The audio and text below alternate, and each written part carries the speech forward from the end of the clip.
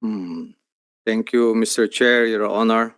Um, we welcome the idea, sir, and rest assured that this will help us to understand more on the status of the WPS issue in the armed forces. And we assure you, Your Honor, that the armed forces will always follow the national policy direction of the government, and we will always follow the chain of command, the directive of our higher headquarters, Your Honor. Salamat po sa sagot ninyo, General. Sa mga tweet, sumasang-ayon po kayo na dapat lamang talaga matukoy po natin ang hangganan ng saganang atin. Tama po yun?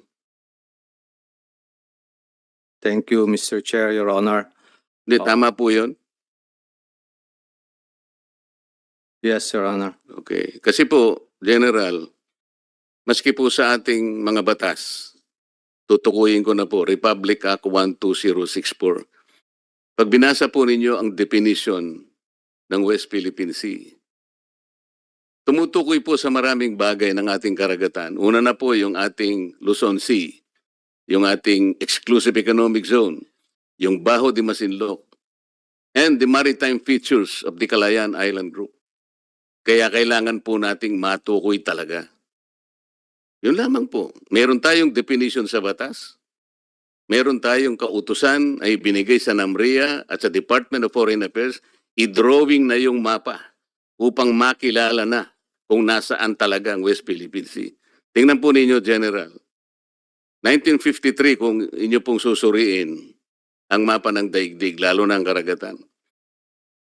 Yung ating Eastern Seaboard, nandun po yung Philippine Sea. 2000 po, dinrawing uli yun. Kasi po, every now and then, dinudrawing talaga yun. Nandun po pati coordinates, pati charts.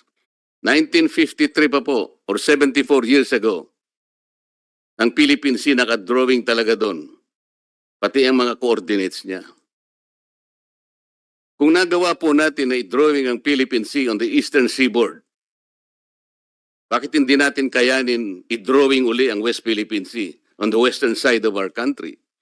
Yun po talagang dapat natin gawin. Pagsikapan.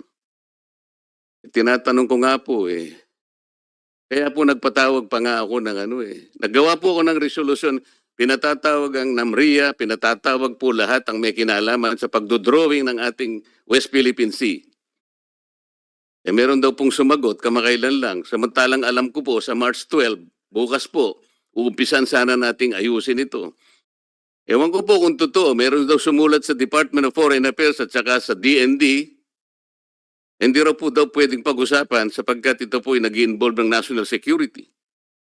Mr. Chair, si Commodore Tariela, si retired Justice Antonio Carpio, si Batong Bakal na professor sa UP, satsat ng satsat sa ating media. Mr. Chair, may I interject? I am not yet finished, Mr. Chair. I request with the indulgence of the Let me finish. Senator Let me Marcoleta, finish. just I want to finish interject. my statement. If I may follow Just to upon finish my the statement, immediate Mr. Chair, and then I Mr. will Chair. allow her. Salamat po. No, I'm asking the chair's permission, sir. I can wait until after Question the is Senator suspended. Marcoleta.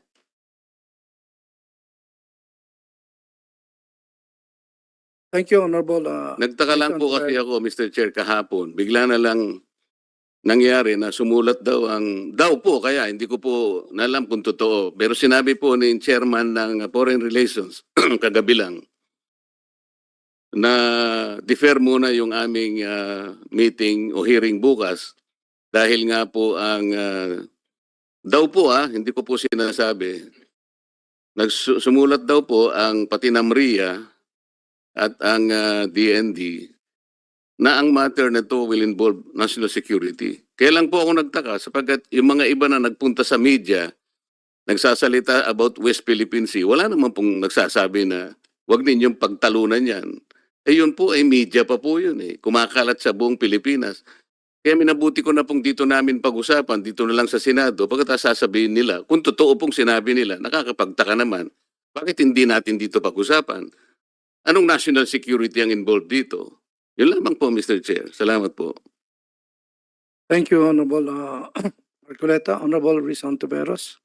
Salamat, Mr. Chair. Ang akin lang po sanang interjection kanina na nag-submit ako dun sa tamang hiling naman ng colleague na magtapos sila and based on the ruling of the chair, ay wag po sana nating sasabihin na ang mga sinasabi ni na Commodore Tariela, retired Senior Associate Chief Justice Carpio at isa pang binanggit kanina ay mga satsat.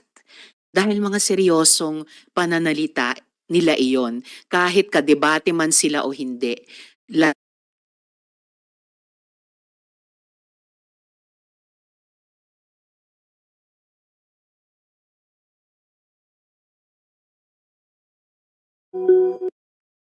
Po ba ninyo kung bakit ko Honorable ginamit? Marcoleta.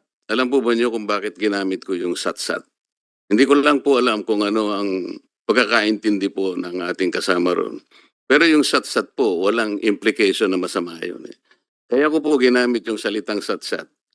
Kapag sila po'y nagsasalita, wala pong batayan eh. Halimbawa po, yung sinabi ni Justice Carpio, hindi na po kailangan ng coordinates para po i-delimit natin ang exclusive economic zone. Mali po yun eh. Magkakamali po, pati ang mga taong bayan maniniwala sa kanya sapagkat dati siyang magistrate ng Supreme Court. Mali po yun eh. Ang dami pong babanggain na artikulo ng UNCLOS pag pinilit niya yun. Pati po yung mga pasabi, regular na reminders po ng opisina ng UN Secretary General. Kaya ko po sinasabing satsat. Yun naman pong professor sa UP. Ano pong pinagsasasabi niya? Nag-submit na raw po ng mapa ang NAMRIA sa United Nations. Sat-sat din po yun, Mr. Chair.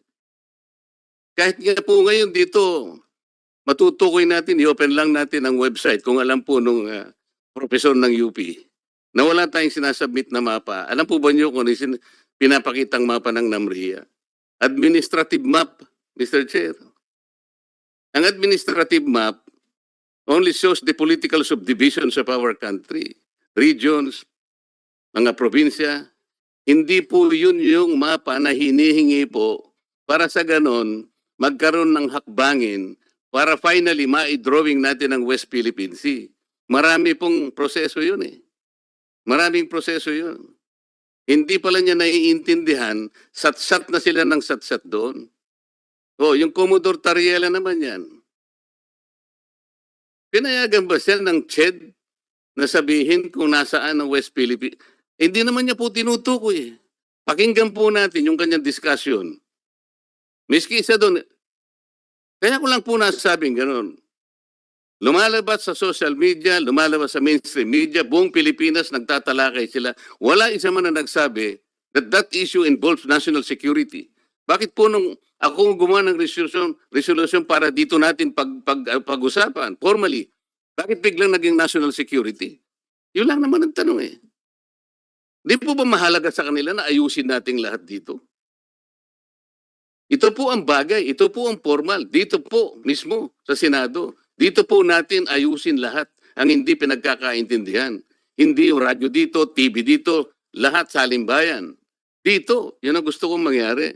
Bigla na lang nagkaroon ng national security. Nakakapagtaka naman. Mr. Chair. That's the only point. Salamat po sa sagot ninyo, General. Talaga pong kailangan lamang na talagang yung hangganan ng ganang atin, matukoy natin, madilimit natin, yun ho ang inihingi ng batas. 14 years ago. Yun po yung hahanapin ko sana sa NAMRIA. Bakit hindi niya ginawa 14 years ago na nakararaan? Para matulungan po kayo. Para hindi po kayo parang nasa kadiliman, hindi natin alam hanggang hangganan. Makatulong po sa inyo lahat yun. At tama po yung gagawin nyo. Ang mandato po ninyo, tama rin po yun. Proteksyonan ng saganang atin. Pero pangkaraniwan na, kailangan alam natin ano ang hangganan ng saganang atin. Wala pong masama doon. Salamat po, Mr. Chair. Thank you, Honorable Marcoleta. Honorable